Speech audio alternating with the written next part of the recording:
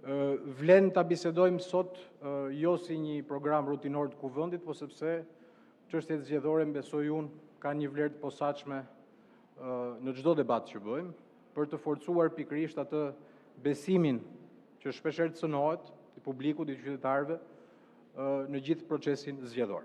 Nuk do ju marr shumë kohë dhe do kërkoj lejen e kolegëve që mos të ndaloj shumë ke vlerësimi i punës së vitit kaluar, pavarësisht progresit evident qoftë nga pikpamja e digitalizimit, forcimit të sigurisë të administrimit të votës, por të ndalem ke ato rekomandime konkrete që janë dhënë qoftë nga Komisioni i Posaçëm, qoftë nga Komisioni për Nismat Qytetare. Kuvendi rekomandon që Komisioni Qendror i Zgjedhjeve për vitin korrent të përmirësojë punën në këto drejtime.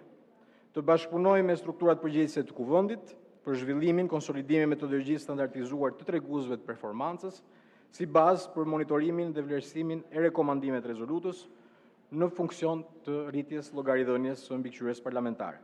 Dhe ky angazhim të përmbushet brenda tremujorit të tretë të vitit 2026.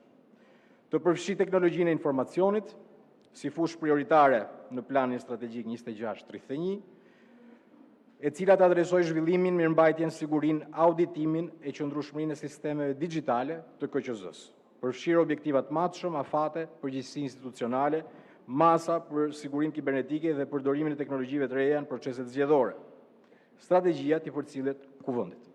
Pika e tretë, të forcojë transparencën dhe kontrollin efektiv të financimit të fushatave zgjedhore përmes përmirësimit të sistemit elektronik të raportimit financiar, i cili duhet përshtatet dhe bazohet në ndryshimet e fundit të kodit zgjedhor, standardizimit kategorive dhe përshkrimet të shpenzimeve, verifikimin e të dhënave të deklaruar nga subjektet zgjedhore dhe kandidatët, si dhe publikimin e raporteve financiare në format të hapur dhe të aksesueshëm për publikun. Ky element vlen edhe për debatet në Komisionin e Posaçëm gjatë këtyre ditëve. Të hartojë dhe të paraqesë Kuvendit një raport të veçantë mbi auditimin e financave të partive politike dhe fushatave zgjedhore.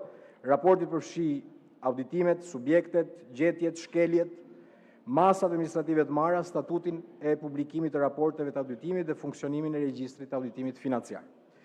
Pika 5, vijoj fuqizimin e strukturës përgjegjëse për trajnimet, për të siguruar forcimin e kapacitetit të komisioneve zgjedhore në nivele vendore, grupeve të numërimit votave, duke siguruar pjesëmarrjen e anëtarëve të këtyre komisioneve në sesionet e trajnimit, të zhvillojë më tej përmbajtjen e kurrikule, standardizimit tyre duke përgatitur manuale të thjeshta të përdorshme lehtësisht nga grupet e synuara. Kjo pikë është posaçërisht e rëndësishme sepse sa më shumë informacion ka, sa më shumë kulturë demokratike ka për mënyrën se si votohet, mënyrën se si administrohet vota, mënyrën se si mbrohet vota dhe si ajo numërohet, aq më pak vend ka për teori konspirative apo për anatemime të këtij procesi.